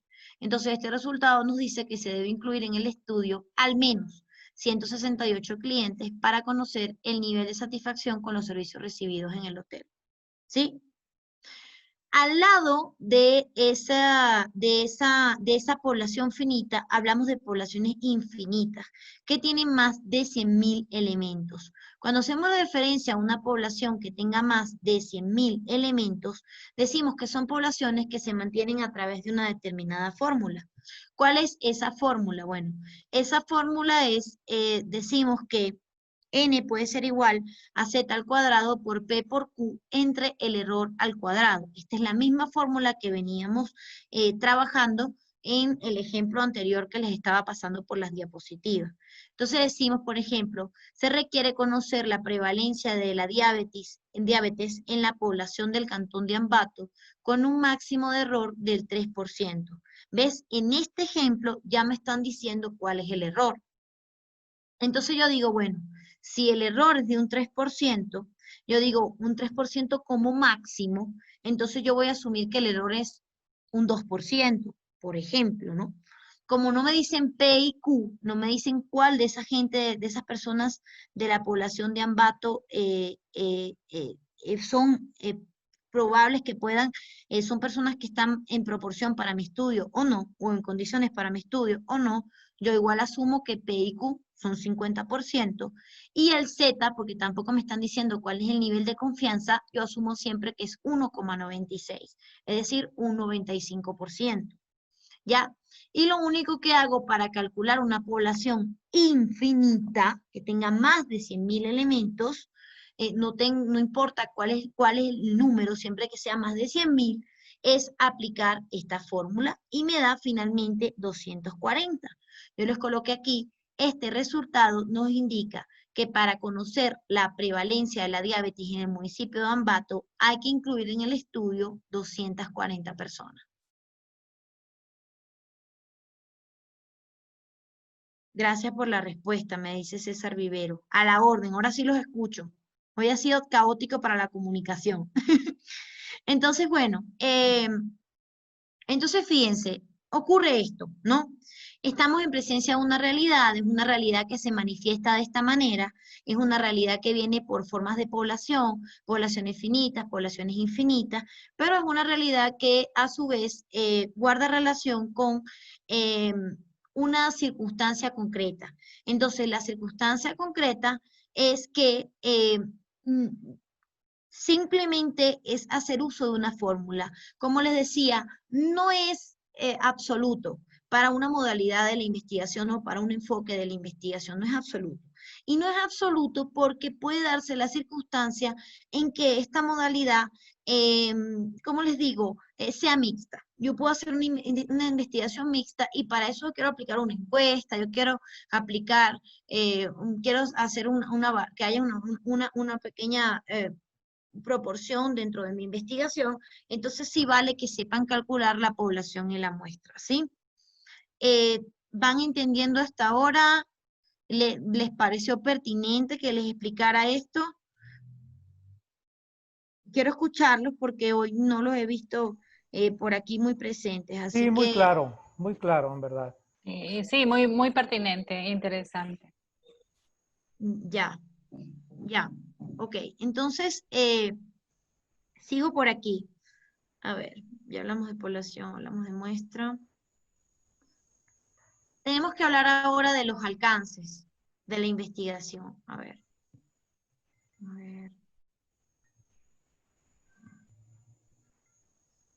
El alcance de la investigación. El diseño es la forma en la que yo voy a construir la investigación.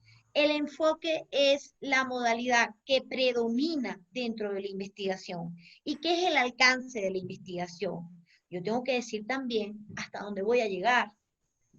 O sea, siempre tengo que decir hasta dónde voy a llegar. Porque como me decía el compañero, o sea, de repente yo no quiero descubrir una cosa que sea del más allá, de repente yo lo único que quiero es hacer una pequeña descripción del estudio, una pequeña exploración del estudio, entonces sí vale decir hasta dónde quiero llegar, sí vale hablar sobre los alcances de la investigación. Entonces decimos, es exploratoria, descriptiva, correlacional, explicativa. Cuando es exploratoria decimos que tiene un objeto esencial para familiarizarme yo con esto, lo veo muy, muy por encima. La descripción ya es un poco más profunda. La descripción es un poco más algo de una investigación cualitativa.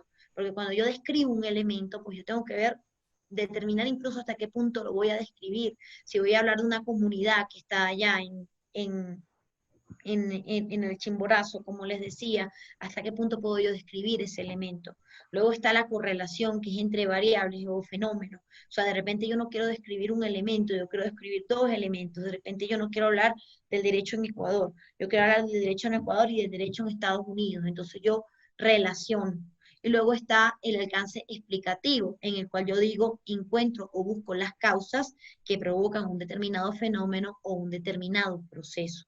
Entonces ahí ya yo estoy explicando, la explicación es más concreta, porque imagínense, si yo estoy haciendo un experimento, si yo estoy trabajando con esa pelota que yo lanzo por el suelo, y yo digo, oye, ¿qué es lo que hace que una pelota sea más rápida? Puede ser el material, puede ser, no puede ser las condiciones externas porque a todos les estoy colocando las mismas condiciones, ¿no? Yo asumo que el experimento está dado concretamente, entonces, ¿hasta qué punto yo estoy explicando? ¿Hasta qué punto yo puedo llegar a esa determinación?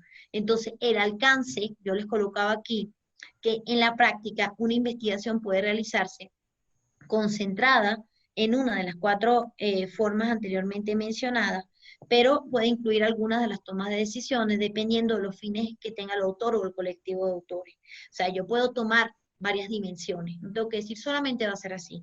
Yo puedo decir mi investigación en un primer momento va a ser exploratoria sobre este elemento, y luego va a ser descriptiva, correlacional, explicativa, o sea, lo puedo variar esto, tampoco es una camisa de fuerza. Ah, no ven las diapositivas. Ya. Ahí sí las ven, Patricia. Sí, Ya, entonces cuando hablamos del alcance de la investigación, yo les decía que pueden ser de estas 4 formas. Puede ser exploratoria, puede ser descriptiva, puede ser correlacional, explicativa, pero como sea que yo las vea, la investigación que tenga cualquiera de estos alcances, son alcances que se caracterizan porque le tengo que decir al investigador, o tengo que prepararme yo como investigador de hasta dónde voy a llegar. ¿Y cómo sé hasta dónde voy a llegar? Yo sé hasta dónde voy a llegar cuando, eh, cuando yo me propongo primero esto. Entonces yo puedo decir, de este factor, de este fenómeno, yo voy a hacer una exploración. De este otro fenómeno voy a hacer una descripción. O puede ser que yo vaya a hablar de 2 cosas. Yo le decía, en la correlacional, yo digo, pretendo relacionar fenómenos, conceptos, variables entre sí. Entonces yo puedo hablar del derecho y adicionalmente al derecho puedo hablar del derecho en otro país. Entonces yo estoy relacionando puntos de vista, relacionando mi investigación con 2 fenómenos que pueden ser parecidos o pueden ser completamente diferentes. Y al lado de eso yo puedo decir también la explicativa, ¿no? Que ya es distinto, que ya es más profundo, que ya es ir a decirme a mí por qué se produce esto, ¿no? Entonces, en el ejemplo de la pelota, les decía, bueno, ¿por qué la pelota corre más rápido, va más lento? O sea, esto es algo que también tiene que ver con hasta qué punto controlé yo la variable. Acuérdense que les hablaba del control de las variables. Tiene que ver con hasta qué punto puedo yo explicar que ese fenómeno se produce. No es solamente decir el ibuprofeno cura el COVID, ¿no? Sino que necesito ya llegar a un nivel más amplio. Entonces yo puedo jugar un poco con esto. Yo puedo, si en principio exploratoria, después descriptiva, correlacional, puedo jugar un poco con esto, ¿sí?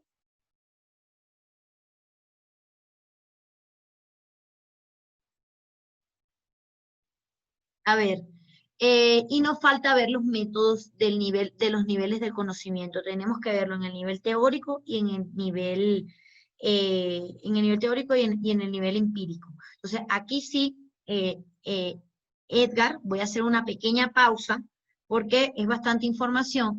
Ahora sí te oigo, me parece que antes me estabas hablando. Entonces, a ver, los métodos del nivel teórico del conocimiento. Cuando estamos en el nivel teórico del conocimiento, decimos que es la parte, más que todo, obviamente la parte de la fundamentación de teorías, de documentos, etcétera. Entonces decimos, nos quedan ver algunos, ¿no? El analítico sintético, el inductivo deductivo, nos queda hablar del histórico lógico y el método de modelación. Cuando yo digo el método analítico sintético, yo digo que voy a analizar el todo, que es descomponerlo en sus partes y sintetizarlo. Es decir, utilizar lo más importante de ese todo o de lo que yo considero que es el todo para llegar a una investigación. Luego, cuando estoy en el inductivo deductivo, digo que voy de casos de lo general a lo particular o de lo particular a lo general, ¿sí?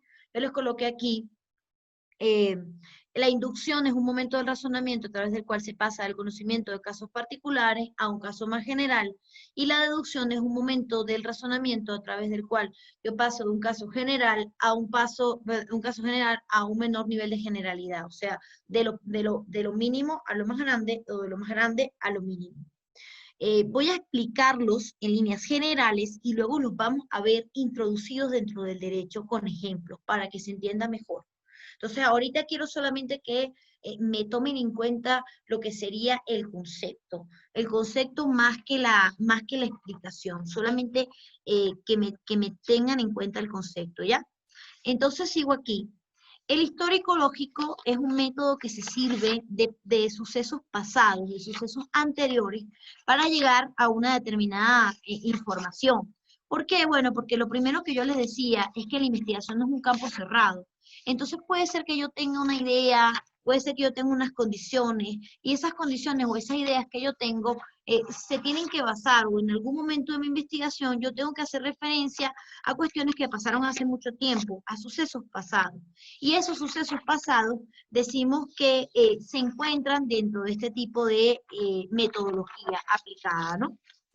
Al lado de eso, está el método de modelación. La modelación es establecer un material, como yo les coloqué aquí, un instrumento de investigación de carácter material o teórico creado para reproducir una realidad. Cuando yo creo un modelo, yo creo como un esquema. Y en ese esquema yo digo, bueno, Mercedes Navarro, y es como si hiciera una ficha de Mercedes Navarro, y diría, Mercedes Navarro tiene estas condiciones, hablamos de su nombre, su cédula, su apellido, su altura, su edad, su nacionalidad. Entonces yo estoy describiéndola a través de un modelo. Ese es un modelo. Un modelo es la estructuración en algún tipo de esquema de una realidad o un fenómeno que yo estoy analizando, ¿sí? A ver, me escriben algunas cosas. Sí, ya los vamos a ver. Por eso me están diciendo algunos ejemplos. Sí, ya los vamos a ver los ejemplos, pero primero quiero hablarles en líneas generales. Ahora, a su vez, al lado de los ejemplos en el nivel teórico del conocimiento, hablamos en el nivel empírico del conocimiento. El nivel empírico, la palabra empírico, ¿qué significa? Cuando me voy a la práctica. Entonces, en la práctica siempre hay observación, experimento o medición. Cuando hay observación significa que yo voy a analizar. Así esté en el modelo cualitativo o en el modelo cuantitativo, porque es que yo me puedo ir a estudiar un grupo indígena. Igual, ¿se acuerdan que el modelo cualitativo en el tercer paso yo estoy en el campo de estudio? Entonces me voy a la observación científica. Al lado de eso, puedo realizar el experimento, que también es otro nivel empírico del conocimiento, que ya lo vimos dentro de los diseños experimentales, y tengo que hacer una medición. ¿De qué? De las variables. Entonces, en la medición, ¿qué es lo que yo mido? Les decía, la variable dependiente, la que cambia el efecto que se produce, que cambia cuando yo modifico la variable independiente, que es la causa, ¿sí? Entonces, en este nivel ya estoy en la parte empírica del conocimiento, porque ya yo estoy manipulando el objeto o el fenómeno de estudio, ¿sí? Hay métodos también dentro de las investigaciones cualitativas que están en el nivel empírico del conocimiento. Por ejemplo, el método de análisis documental y el método de expertos. ¿Por qué? Porque no es nada más el experimento, lo que está dentro de la manipulación de variables o lo que está dentro de lo que es la interacción con el fenómeno de estudio. No es nada más el experimento, no es nada más el nivel cuantitativo. Puede estar también en el nivel cualitativo del conocimiento, porque yo puedo decir, por ejemplo, que yo voy a analizar este documento, pero este documento, ¿verdad?, es concreto de un caso determinado. Entonces, yo puedo ver todos los casos que se han estudiado sobre un determinado homicidio, pero cuando yo utilizo el método de análisis documental, yo estoy haciéndome referencia a ese homicidio del cual concretamente trata mi caso de estudio. Concretamente ese homicidio, que no está no está en la teoría anterior, en la bibliografía que yo consulté, porque yo pude haberme buscado todas las teorías que hay sobre los homicidios, pero es que esa sentencia concreta que yo estoy analizando está en el análisis documental. Y al lado del análisis documental decimos el método de expertos, es decir, de personas que puedan tener conocimiento en el derecho, podríamos decir, de un perito, una persona que tiene un conocimiento concreto sobre ese determinado caso, pero ya está enfocado en la práctica. A pesar de que es cualitativo, está enfocado en la práctica. Ya guarda relación con ese caso. Yo pude haberme mirado todas las teorías del homicidio, lo que han dicho sobre la teoría de la pena, del delito, de la comisión del delito, pero cuando me voy a la práctica, estoy ya enfocada en el método de expertos, ¿sí? Entonces, ¿qué ocurre con el derecho? ¿Qué es lo que todos me están preguntando? ¿No? Ustedes me dicen, ¿y qué pasa con el derecho? ¿Será que el derecho tiene una antítesis? ¿Será que el derecho no tiene nada que ver no tiene nada que ver con el estudio que estamos haciendo? Bueno, obviamente sí. Primero que nada, ¿verdad? El derecho, vamos a ver, ¿están viendo mis diapositivas? Disculpen, ¿están viendo las diapositivas? Sí, sí, lo Ya. estamos viendo. Ya, entonces, en el derecho decimos lo siguiente. Vamos a repasar todo lo que ya hemos visto de los métodos que acabo de indicar, pero en el ámbito jurídico, ¿no?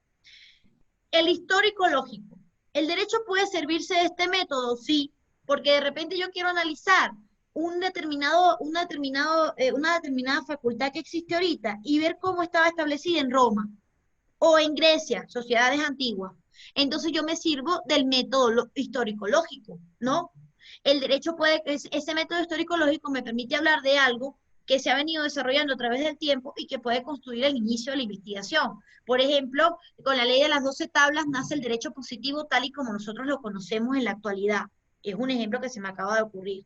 Luego está el método analítico sintético. ¿Me sirve para el derecho el método analítico sintético? Claro que sí, porque si el método analítico sintético es descomponer un fenómeno entre sus partes y luego sintetizarlo hacia las más importantes, me sirve para absolutamente cualquier acción que yo esté analizando dentro del derecho. Si yo quiero hablar de un procedimiento, si yo quiero hablar de una norma, yo tengo que analizarme toda esa realidad y después enfocarla, ¿no? Entre lo que a mí me interesa. Es decir, el Código Orgánico Integral Penal contiene todas las normas penales, pero yo sintetizo y yo voy a hablar solamente el día de hoy del homicidio. ¿Sí? Luego, el método abstracto concreto, este no lo vimos anteriormente, ¿no? Es un procedimiento en el cual yo hablo de la abstracción y hablo de llegar hasta un enfoque más concreto. ¿Qué es la abstracción? La abstracción es cuando yo aplico la ley al caso específico, ¿no? Cuando yo digo de todos los delitos que están en el COIP, yo voy a servirme solamente del homicidio porque este señor cometió un homicidio. Entonces yo abstraigo de la norma lo más importante y lo manifiesto de una forma concreta en mi investigación. En el ejemplo que yo les colocaba, pues a mí de repente no me interesa hablar de toda la tipología que existen de delitos, sino que concretamente hago referencia a uno solo. Este método es el resultado de la investigación del profesor Villavella, que tiene un libro en investigación jurídica que es muy bueno porque nos explica absolutamente todos estos temas enfocados en el derecho. Ese libro no creo que tenga yo descargado completamente porque no está disponible al 100% en internet, hay partes. Y luego está el método inductivo-deductivo. Yo les decía, ir de lo general a lo particular y de lo particular a lo general. Y ustedes me dirán, este método sí que no se puede aplicar en el derecho porque ¿cómo así? Y yo les respondo, imagínense una jurisprudencia. Una jurisprudencia es una sentencia que causa un precedente. Entonces yo puedo decir que ese precedente yo puedo aplicarlo del caso concreto, se aplica a una serie de casos en generales. Y a su vez de esos casos en generales comienza a aplicarse a casos concretos. Entonces, en el derecho también puedo utilizar el método inductivo-deductivo. Y al lado de estos métodos está el método de derecho comparado. El método de derecho comparado también es el resultado de la investigación del profesor Villavella. Él dice que es la aportación que hace el mundo jurídico a la comunidad científica, porque antes no hablábamos, o tradicionalmente no hablamos de este tipo de métodos. Cuando yo estoy haciendo un derecho comparado, ¿qué hago? Estoy analizando dos correlaciones o dos fenómenos, es decir, estoy analizando dos ordenamientos jurídicos y ese es un aporte que nosotros desde el derecho estamos aplicando a la ciencia. Obviamente no es una camisa de fuerza, no es que necesariamente que sea realmente así, sino que yo creo firmemente en que sí, efectivamente es una teoría completamente válida para nuestra materia de estudio. Y por último, la compañera me dice cómo hago un modelo en el derecho. Fíjense, yo les traía un ejemplo de eso, no sé por qué, no era que estaba programado así, sino que lo tenía pensado. Este es un ejemplo de una especie de modelo también. Es un modelo en el cual yo analizo descripciones. Por ejemplo, fíjense, yo digo aquí, pongo un objetivo general, analizar la igualdad de género en el derecho y en el turismo en Ecuador, y luego hablo de categorías, de subcategorías, y hablo de unidades de análisis, y yo estoy presentando, como yo les decía, una tablita donde yo estoy describiendo un determinado objeto que es producto de mi investigación. Esto es un ejemplo de modelo. ¿Sí? A ver, los leo. Los leo ahora, ya con esto finalizamos lo que teníamos establecido para el día de hoy. Espero que hayan entendido todo. Si tienen dudas, preguntas, comentarios, los escucho o los leo, lo que consideren más pertinente.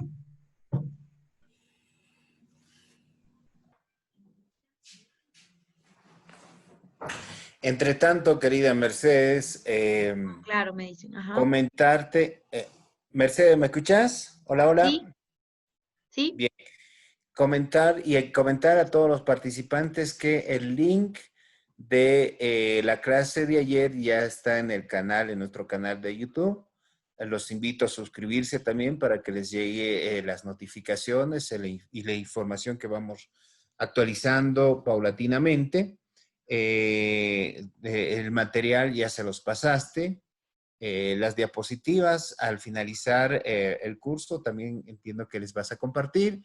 Sí. Así que estamos al día. De esta clase lo vamos a subir el día de mañana y les vamos a compartir para que puedan repasar, reforzar las veces que ustedes consideren necesarios. ¿Ya? Si no hay más nada, querida Mercedes, estaríamos en condiciones de despedir esta sesión y reencontrarnos el día de mañana. Sí, bueno, espero que les haya gustado, le escribiré por interno, me dicen porque tengo una inquietud, ok, está bien. Gracias, todo claro, me dicen excelente, muchas gracias, leo sus mensajes y bueno, espero que podamos seguir, chao Yomar, espero que podamos seguir conversando y mañana seguimos, si quieren, sé que el tema de la metodología siempre al principio es como que influye, entonces vamos a seguir mañana con un poquito de más calma, lo repasamos rápidamente antes de pasar a los artículos científicos, ¿ya? Que estén muy bien y que tengan una buena noche, cuídense y no salgan de su casa. Chao, doctora. Hasta mañana, querida Hasta Mercedes. luego, buenas noches. Hasta mañana, Buenas queridos noches. participantes.